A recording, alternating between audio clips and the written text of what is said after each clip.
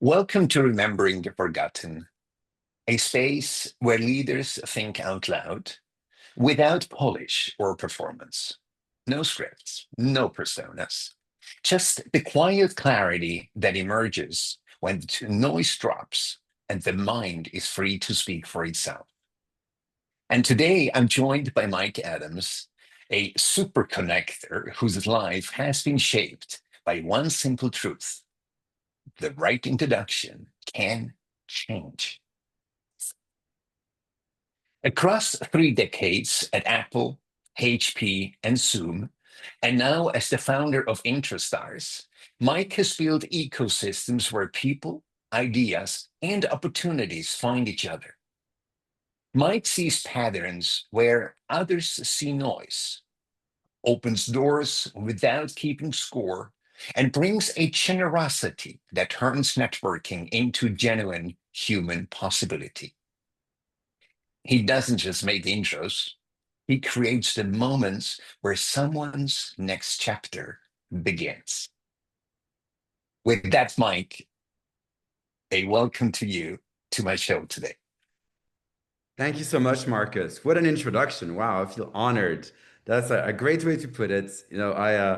I always feel very spiritually connected with people in the sense that I feel my mission is to connect people in the world. And I truly believe from the bottom of my heart that's how we can make the world a better place by bringing people together, creating more connections, more bridges. And I believe that when you introduce two people to each other, 1 + 1 = 3 because you open a new door which wasn't there before. It's like a new opportunity. And so I cannot connect billions of people myself, but if I can inspire other people to becoming introducers and super connectors, I think that can have this amazing effect, this network effects for millions of people to change the world. So that's the bigger picture. And I love the way you framed it. It was really very poetic and beautiful. Beautifully put. And you know what's interesting? People say 1 + 1 = 3. What if we actually put quantum physics into it? Because I believe when I make an introduction to someone, it opens an entire field. And if we start thinking about that, we actually start thinking more carefully who we introduce to whom. Because we know we are actually inviting an entire ecosystem into those introductions. So I love what you're doing. So But really, before we it's a bit begin, of a Mike, butterfly effect because obviously you introduce two yes, people to each other, and those people will go on introducing more people to each other. So you're kind of launching a wave, right? It's not that introduction, it's not the end. It's actually the beginning of a follow-up and a absolutely. follow-up. And so that has this exponential effect. Yes. And, if we're actually aware of that aspect, that my action will have a reaction. And the most important thing I learned personally, I'm not sure about you, how you see it, after the introduction, I just let go. Mm, I'm not concerned what happens with this introduction. mm, I just know. I made so many introductions to you. I yeah. have not once asked, what came from it? What came from that? What came from that? I believe I'd be blown away to see what just came from the connection with Corey, for example, Yeah, Corey's or an with amazing guy. somebody else, right? Yeah, for So sure. it is the butterfly effect you just mentioned. Like I make an intro to UK, and in the end, crazy enough, it ends up in South Africa, Yeah, yeah, right? yeah. It's still mind blowing to me. Yeah, and to be honest, when I go to networking events nearly every single day, and every day I meet people in one city who introduce me to people in another city, who then introduce me over Zoom calls to someone in a different city. And so, yes, it has this massive global effect. And you can easily see that the whole world population is only 7 degrees of separations apart, right? Every human being on planet Earth only less than 7 degrees apart from each other. And this is so evident when you network a lot, right? It's To incredible. think about what this actually means, right? Yeah. This is potential which probably even our parents could not even have dreamed of. Yeah. It is literally our generation. Yeah, for sure. So I had a conversation with my father-in-law before he passed away, and he said, we were on Lake Como. I was driving, he was sitting next to me. I still had my old Jaguar. And he said to me, Marcus, I recognize that my generation has probably been the most fortunate one ever because whatever we set our mind on, we were able to do. Mm. But now, speaking with you, Mike, I feel our generation is actually even more fortunate once we understand that. Because it is all about relationships in life, right? Of course, everything in life is about relationships. Everything, your personal life, your business life, your success and failures, it's always about other people. That's the only thing that matters in this world, are relationships. Because honestly, when you told me in the intro call that you're going into so many different parties and events now in Christmas, I felt a little bit of envy because I used to do that, Yeah, but my role has changed. yeah. So now it's much more about stillness and helping people to get into that than actually doing the connections. But now I'm so glad to know that you get to enjoy it. So I very much To be honest, feel what you're saying. the FOMO part is really strong. So no, the fear of missing out, FOMO. I used to have a lot of FOMO in my 20s and 30s. I was always going to as many events as I could, as many parties as I could. I would go to Interesting. 15 nightclubs in the weekends. I would go to, and then my, like 10 years ago, I was going to 15 networking events a week. And if I missed one networking event, I was like, oh shoot, I really missed it. I wish I was there. And I had so much FOMO. And nowadays, I don't care anymore. It's like, even if I miss a networking event, it's like, there'll be another one Yeah, next week. It's fine. But I still exactly. enjoy it. So when I do go, I do enjoy it. I'm having fun. Yeah, I'm enjoying every moment. I'm in the moment. I'm enjoying the present. yeah, But if I miss out and I stay home, it's fine. It's all great. yeah. It's beautiful. Every day is the best day of my life. So it doesn't matter what I do. So speaking of that FOMO, I'm sure many of our viewers actually can relate to that. Would you mind sharing a little bit what that FOMO was all about? You know what? I think I was desperate for connection. I think that was my 20s was defined by that. And so I realized looking back years later, I was going to all these nightclubs every weekend, going clubbing, dancing on techno music till 6 in the morning, till 8 in the morning. Uh, and and I was literally meeting people at all these clubs and I was making connections. I was literally working the room, talking to Yeah, as many people as possible because I was craving all these connections. I was craving meeting people, connecting with people, that's building my interesting. network of friends. And I think that was, again, my 20s, right? And Yeah, then in yeah, the business world, I started going to business networking events about 10 years ago. And I started going to one event after another to build my yeah. business network and having Mhm, more contacts on LinkedIn and getting to meet mhm, people and getting as many, business friends as possible. And I mhm. realized I went back to the same patterns I was doing in my 20s, going to all these clubs, but now I was doing it at the business networking events 20 years later, but following the exact same patterns. And it's really funny to put two and two together. That's I haven't changed really. It's just gone from the clubbing Wow, scene, sorry, to the business networking scene. But it's it's really, I really think it all interesting. stems from a craving for connection, meeting people, Yeah, building yeah, my social value. Yeah, and also finding my purpose. I think it's all part of that. And I yeah, realize now that my purpose is to connect people and bring people together and yeah, inspire people to become connectors. But it yeah. took me my whole lifetime to get to this point to understand it. And now I have That's the joy of fascinating. actually doing it. Yeah. So let me put out something which, just came to me. Was it possible that you actually craved mirrors to see who you really are? And one wasn't enough. It always became an addiction because it is amazing to meet people and to get mirrored constantly. Mm, Like, at least I know how this feels.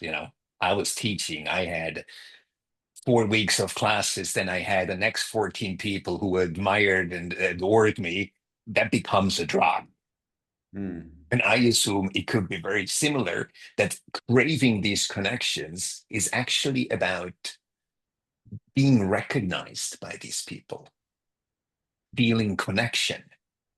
It's not so much about adding, 50,000, 100,000 people on LinkedIn. I'm not sure that you are that guy, but I believe for you, it was literally like, you know what? The more people I meet, the more I kind of understand as well who I am. And that led you to your purpose in the end. Would that be possible?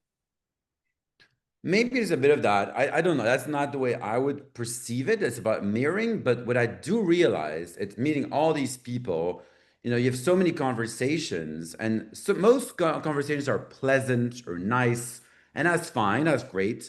But sometimes you find a very special conversation where somehow the other person you just met, they know nothing about you, just met them, Yeah, somehow vibrate at the same frequency as you. And every word they say is like magic. It's like, whoa, it's like it just gets me right away. Every word is just so much on my frequency.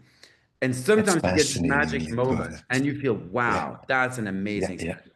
And the funny yeah. thing is, I've had these types of experiences in a nightclub at 4 o'clock in the morning on I'm super not loud surprised. music on the dance floor. And someone starts talking to me. It's like, oh my gosh. It's like they just get me. It's like instantaneous. We're on the same frequency. It just works. And sometimes you have that at networking events. I went to an event literally a few months ago in London. It was the Google Cloud Conference. And I go to get my name badge at the reception. Mhm, And the guy who spoke to me at the reception, he sees a little necklace I was wearing. And we start chatting.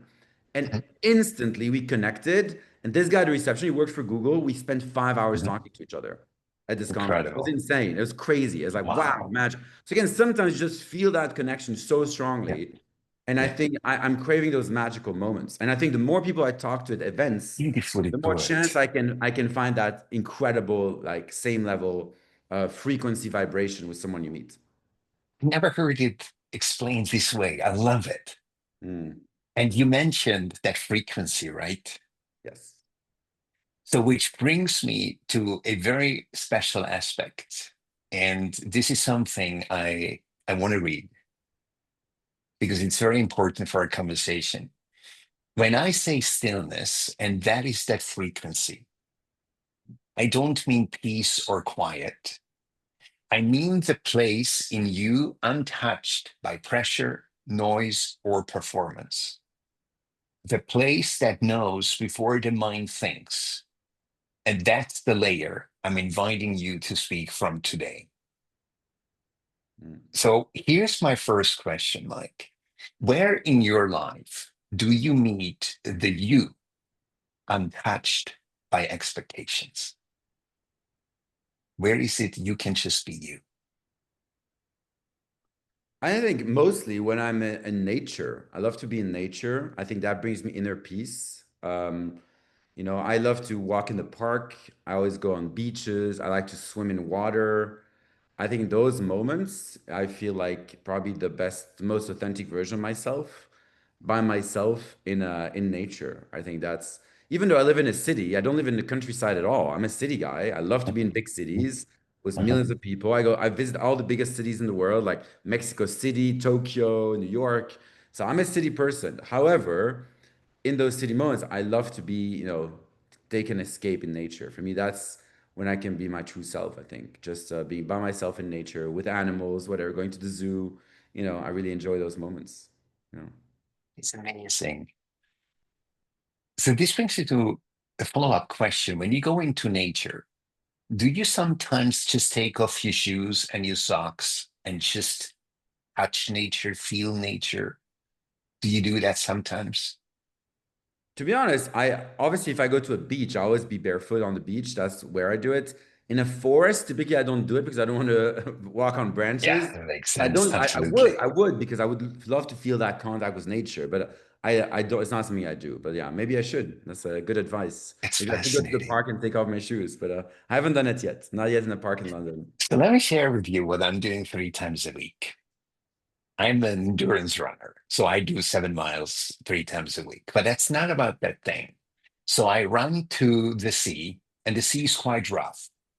And above the sea, there is like a patch of grass, and it's not so smooth, but there are some patches where I just take off my shoes, take off my socks, and I just stand. And what people call grounding, I really believe this works. It almost feels like all my tension, all my, my what is it called? Like when you start piling up energy, it literally goes into the ground. And You when actually I feel it leave from physically. there, isn't that incredible? It Yeah. releases the electricity you have and it lets you almost like empty how you're supposed to be. Mm. That's why I ask you spontaneously about that because I've heard many stories. nature is Many people told me incredible. that. Yeah, I've read many stories about this. That it's a good exercise to ground yourself with, your energy, your electromagnetic energy, by being barefoot in nature. So I've heard Yeah. this many times. It's just not something I practice. But I'm not saying I Yeah. should. But probably I should do it. I just haven't done it yet. I haven't Especially done with it jet lag. before. It's the first time here now. Yeah, listen, I've been to 45 countries. I do about 40 flights a year, so I travel all the time. So obviously I suffer from jet lag like everyone else. So people say the best way to fight jet lag is to take off your shoes and walk in nature. People say that. Again, I've Yes. never tried it. It's something I should try. I should do it, right? Yeah. My next trip. It's interesting. So let's think about practically. When you go into a hotel, Yeah. usually there is a little patch of grass at least. Mm. This is actually enough. Just when you land, for example, right? Go into that grass, and I'm really curious to see whether it works for you. Yeah. I don't think you even have to go into nature. It Yeah. is literally a patch of nature itself, Yeah. wherever it is. Yeah. So I assume in New York, you go into Hyde Park and I all could. these parks, and you don't need to go far away into the woods or into the mountains. Yeah. So I can tell how it works for you. You just need nature Yeah. to basically go into stillness. Well, listen, I'm gonna try it. In 7 days, I'm going to Argentina, so I'll try it there for sure. When I land in Buenos Aires, I'll go to my hotel and take off my Yes, shoes and try it. stand for 20 minutes in grass. Let's do it. Yes, I'm really curious to hear how that I'll do works. it. So beautiful. So it's nature. Yeah. So can you tell me about a moment, Mike, when all the noise fell away and something in you knew what was true? Mm. Can you You know what? recall such a moment? I've mentioned before our podcast here is that when I do a sound bath, like I close my eyes and I go in a relaxing, soothing music, and your brain starts to be in a very relaxed state, so in between awake and asleep. That's when I get like these divine inspiration, like these flashes of images in my head where I have extreme clarity of what needs to happen or something I need to do or something visual. And so for my startup intro stars, like a year ago, I had a sound bath. And during the sound bath, I saw a vision in my head of how to change my website to make it super clear how I needed to design it. And then 2 weeks ago, I had another sound bath, and again, I had a super clear vision in my head of how I need to change my user interface to make it more obvious. And it appeared visually, like I could see it. I could see it with my eyes closed. My eyes were closed. I could see it. It was clear, clear, clear, crystal clear. It's like I had a vision of the future.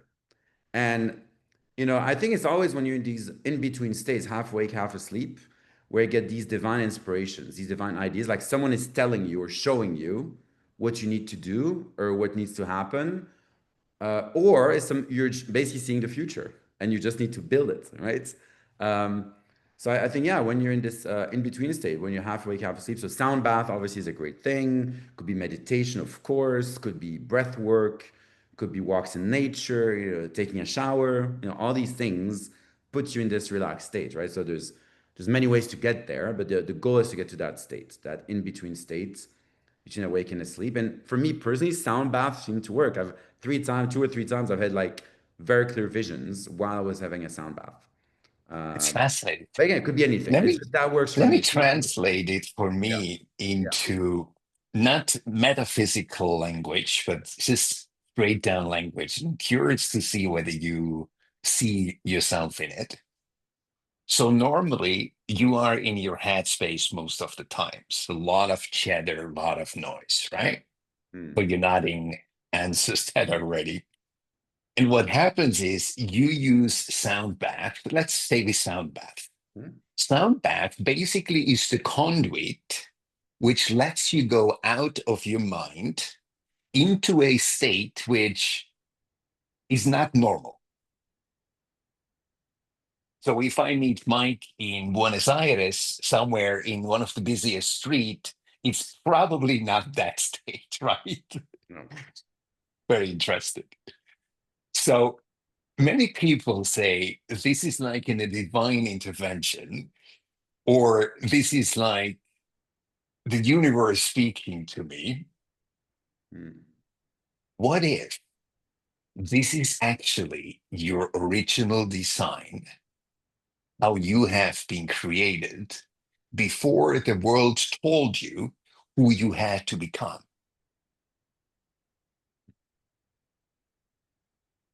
Think about that for a moment. Go back into your childhood. Was that way more the case than it is today? This stage where you go when you go into a sound bath. Yeah, I mean, to be honest, as a kid and a teenager, I was always very rebellious. Like, I never accepted things people would tell me. Like, if people told me you have to behave this way, in my head, I was like, no, I have to do the opposite. Or I don't think that's true. Or any kind of imposed societal idea for me was wrong. Like, so I never took anything at face value. As a kid and a teenager, in my head, I always thought, no, all these people are stupid, they're wrong. I know better, or not that I know better, but like I think I have a different view. I think I should do this a different way. So I always had this kind of other way of seeing things anyway, right? This internal voice in my head, which told me, no, you know better than them. Like, don't follow their advice or whatever. So there's always a bit of that, I think. Yes. So you see, so if I play it a little bit further, Mike, just come along with me for a moment. What if that voice was actually not in your mind, but that voice was deep seated in you, which was almost the core of you saying, you know what? People try to put into my mind how I have to think, but deep inside, I feel, no, I have my own way. Yeah. And whether other people agree with it or conform with it, who cares? Mm. And I don't think you actually cared so much whether it worked out or not, but you followed your inner programming Yeah. Always. instead of taking in somebody else's stuff on you, which, let's be honest, happens sooner than later, maybe way sooner than it should have. Yeah, I mean, to be honest, I always felt there was like a guardian angel looking after me my whole life. And like a year ago, I did a breathwork workshop, and during that breathwork, I had an epiphany that that guardian angel who's been looking after me my whole life is actually myself. It's like it's Exactly. actually This is myself. so beautiful. So think about that. You basically need, at the moment, right? The sound bath as a conduit to connect with yourself again. Mm, Whereas in normal times, you are, some people call it a matrix, right? You see how gifted you are, that you actually are able at your age to go through a sound bath and enter that state again, which I personally believe has nothing to do with the universe. It has nothing to do with magic. It has all to do with connecting with who you really are. mm, That's why I mentioned if you go into a hotel, literally after touchdown, and I know what it means to be jet lag, and if you actually go on a patch of grass, this could literally make a difference for your entire stay mm. Yeah, because it is that sound bath. Think about it. yeah. You going into nature is like a sound bath. Mm, I would not want to guess how many times, Mike, you had the best ideas. Maybe they came later, but the seed was set, was planted while you were in nature mm, for some of your bigger breakthroughs in business or in life. mm. Yeah, So most think probably. about that. Yeah, It and to be is honest, you. it's true. Like, and to be honest, when I travel the world, again, I travel all the time. Most cities I visit, I'm always looking to visit a botanical garden and a zoo in nearly every Makes city I visit. sense.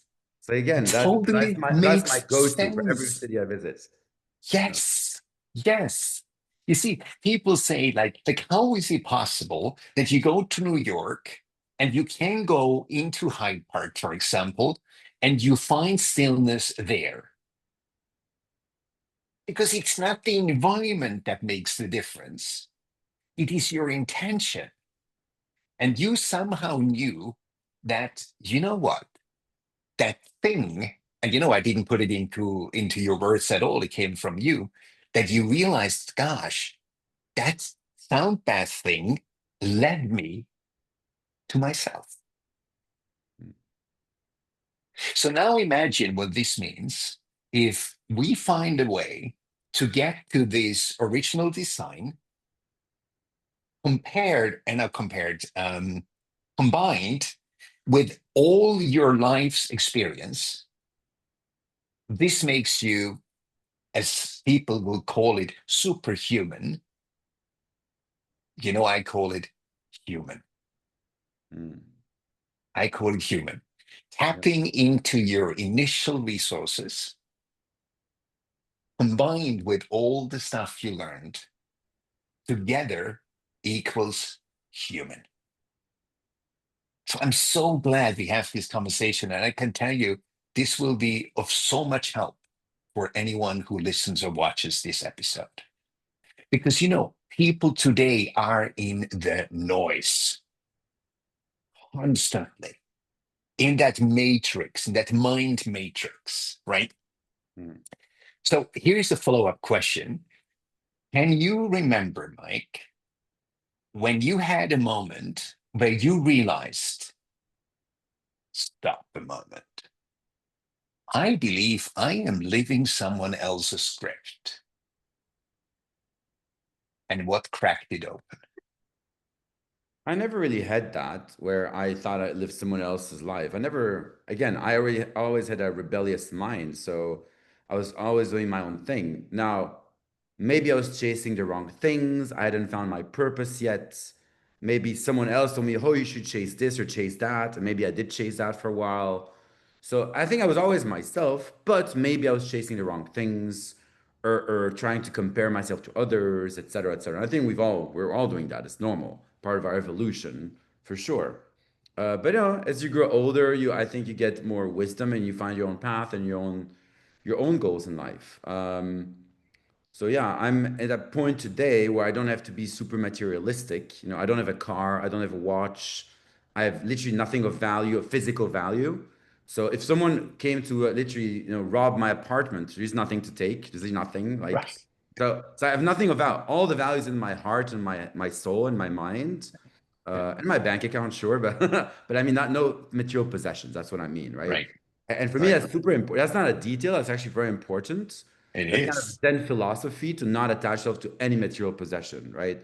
And I really believe in that. For me, the most valuable thing in the world is relationships and memories and experiences, right? And so all my energy is spent on that, not on material possessions. Like even if I had infinite money, I wouldn't buy a fancy car or jet, or whatever. It's so uninteresting to me.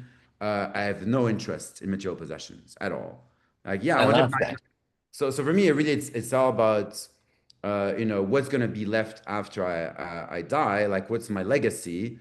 Is It's hopefully legacy, I'll yes. have inspired other people and helped other Yeah. people. And even if I Yeah. help only one person, one single person, if I Yeah. help them by putting them on a better path or whatever, for me that would be worth the entire effort because that one Yeah. person will then influence 10 other people or a million other people, whatever, that Yeah. butterfly effect again, right?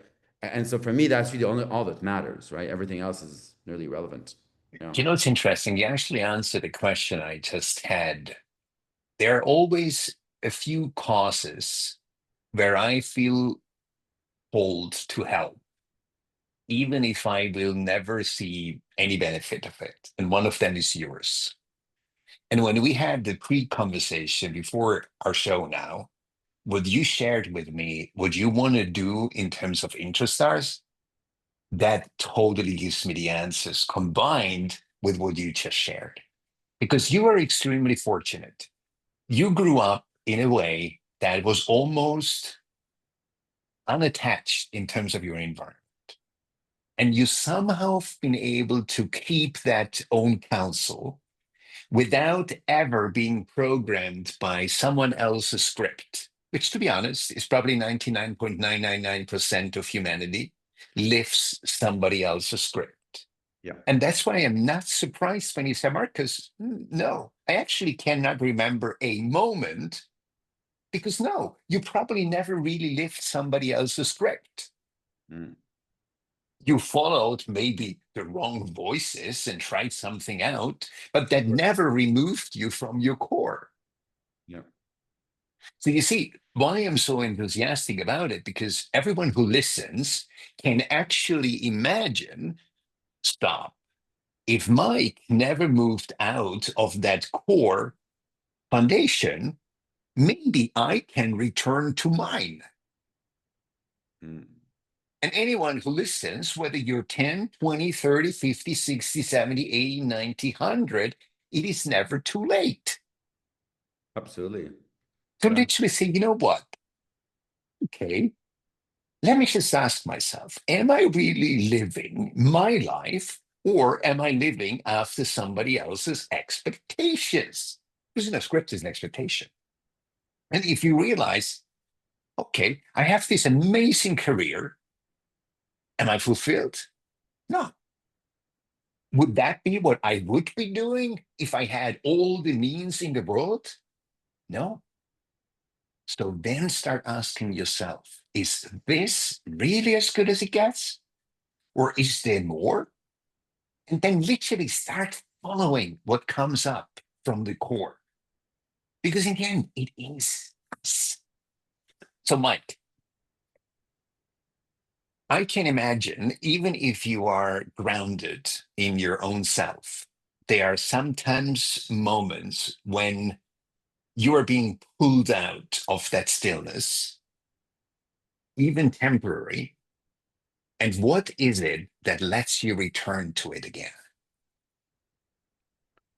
To be honest, I if my mind is racing, the best way to relax, I love to go to saunas and steam rooms and spas because again, I love water. And my sign is Aries, which is a sign of fire, but I actually love Likewise. fire and water. So it's kind of two opposites, right? And so I have a Yeah. lot of fire in me, lots of ambition and ideas and things I want to do, and I do a million things. And but then the water calms me down. So I go to a steam room, a sauna, a jacuzzi, or like an ice cold immersion, and their hot spring, and just obviously with no phone, no electronics, just Yeah. me, in water or in steam. For me, that is like where I disconnect from everything. Like I disconnect from the world, and that's the best time to meditate and get back to a calm state, right? If I'm stressed or That's nervous, whatever. beautiful.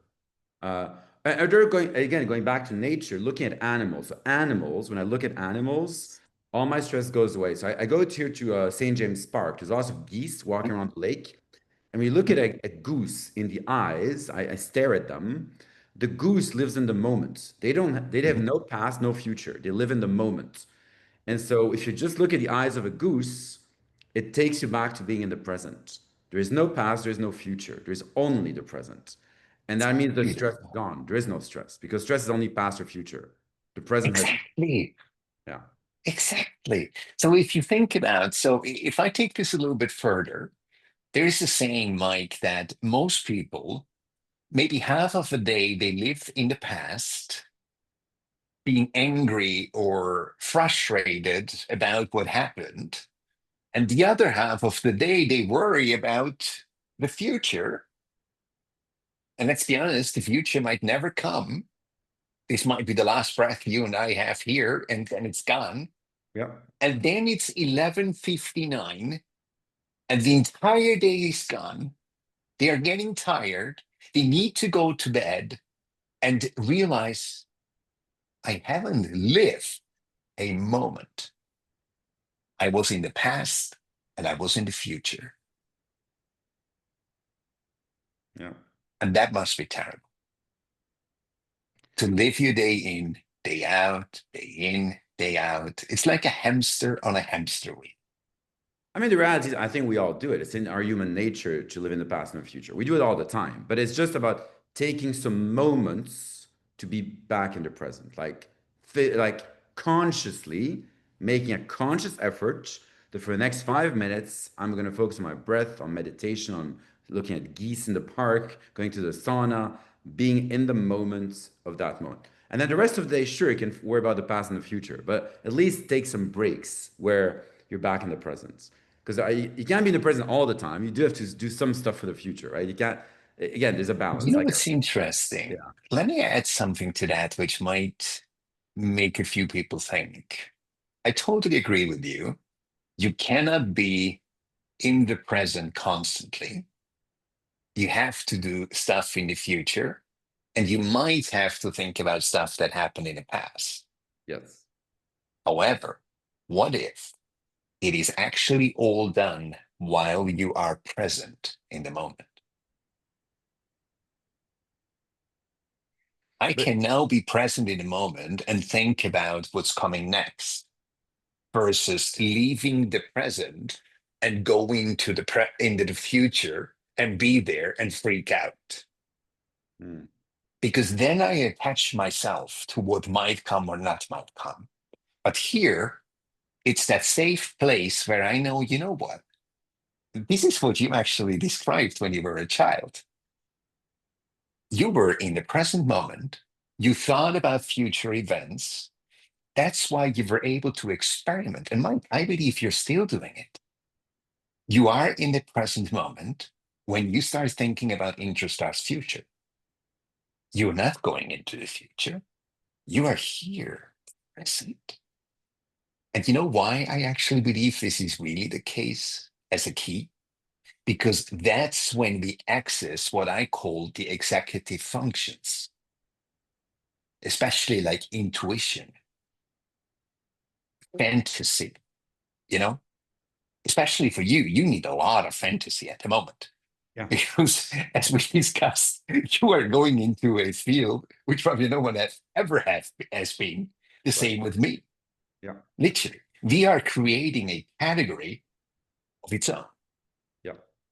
And I believe it takes that groundedness in the moment because that's where we put it this way. When we are in that moment, and I totally agree, it's not always possible, but we can become more and more grounded in the present moment by practice as well. Because I believe we are drawing from an energy source, which we otherwise, if we go into the future, cannot draw.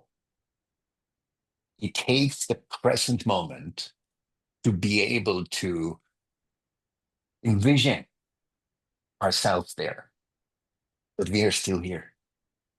It's almost like mind travel somehow. Yeah. We are here, but we can kind of teleport ourselves into the future, I mean, but it's it's if you think always about it, it's all grounded. decision making. Like we have to make a million micro decisions per day, and every decision you make influences the future. So, what am I going to eat for Yes, lunch? You have to decide now what you're going to eat in the next 30 minutes. Which restaurant am I going to go to? Which supermarket I'm going to go to? So that's a decision you're making now in the present for exactly. the future. So you have to think Yes, about your future self in 30 minutes, yes, what you'll be feeding yes, yourself. And so yes, right now you have to decide which restaurant you're going to, or which supermarket you're going to, or what you're yes, going to cook. So that's a exactly. present decision for the future. And these micro decisions, you've got a million of them every single day. So Yes, you're always projecting your future self to make all these decisions. So you do have to live in the absolutely. future to some degree, unless you Yeah, take a break and you don't have to make any decisions and you look at the geese yeah, in the park, right? So that's you yeah, make zero yeah, decisions, yeah. right? Because that is so interesting when people ask me about stillness. They say, Americans, is this when I meditate, when I do nothing, when my mind goes blank? No, it's the opposite. When you experience me in stillness, is exactly now. It's being energized, it's focused, it is present with you here right now. That is stillness. But you know what happens? I have no chatter right now in my mind. That is stillness. So the stage you described when you go through a sound bath, as a conduit, you are going into what I call personally stillness. And stillness is nothing else than access to who you really are. Yeah. And if you consider that, it's not about traveling to the Himalayas or to Tibet or to, where do people go? To India to meditate in an ashram. No, the temple, the ashram is here. Mm. And that's why people say the hardest journey is to realize it's not outside of you, which makes you happy and fulfilled. In the end, it is inside. I mean, that's I think the biggest lesson of life is that happiness is inside, not outside, and that's Yeah. you can be happy instantly, whatever your circumstances are. Yes. It's inside. Beautiful. But it takes Beautiful. a lifetime to practice that. You can know that Yes. psychologically or intellectually, Yes. but then to practice it, that's a different story. You know, we can all know that, but practice is a secret. How do you actually Yeah. feel happy without any external influence or external Yeah. stimulation, let's say, right? I And it's agree. funny, I can be very happy in stillness and nature. You put me in a park by myself, I'm super happy. Mhm, But on the mhm, other hand, I'm always craving external adventures. Like I travel the world, mhm, I go to a mhm, million immersive exhibitions and shows. And so I do mhm, love this external stimulation and experiences. I mhm, crave it, I love mhm, it. mhm, But I know that I can be as happy by myself, in the park or whatever. And I don't mhm, need to go to the mhm, other side of the world. So mhm, both are equally true. mhm. Because I believe when you are grounded, then you actually can travel the world without losing yourself. That's what you're saying, basically. Yeah. And you can be happy anywhere, really. Exactly. So, which brings me already to my last question, Mike. So, if someone is listening and they are feeling lost in the noise, as we talked about, what is one thing you want them to remember is still true, even in the noise?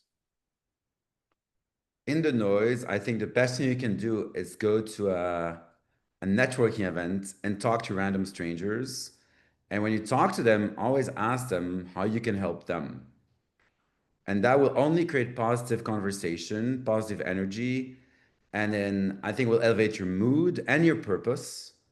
And you will feel the positive energy of people around you. And I think that will elevate you, no matter what your current state is on a personal level, on a business level. Surround yourself with others and ask them how you can help them. I think that's the best thing you can do, and that can only bring you surprises, joy, and happiness. It's amazing. There's always a first, Mike. I've asked this question endless people, and everyone goes into nature, does one. And from you, I expected go and find the goose. You can watch the eyes. But no, I literally thought, has Mike really understood what I asked him? He sends people to networking events. But Yeah. then I felt what you meant. It is the connection with other people Yes. that brings them to themselves. For sure. Again, Beautiful. yeah, other people around you will elevate you, and that social energy, is equally important to being by yourself in nature with a goose or a geese. Yeah. No. That is so beautiful. So, with that, Mike, we're coming to an end. And I thank you very much for being my guest today. It was a great pleasure having you. Thank you so much, Marcus. Beautiful questions, beautiful conversation. I really enjoyed it. Happy to hear that. So, this was Remembering the Forgotten, a conversation held in clarity, not performance. If something in this exchange helped you see differently, carry that forward.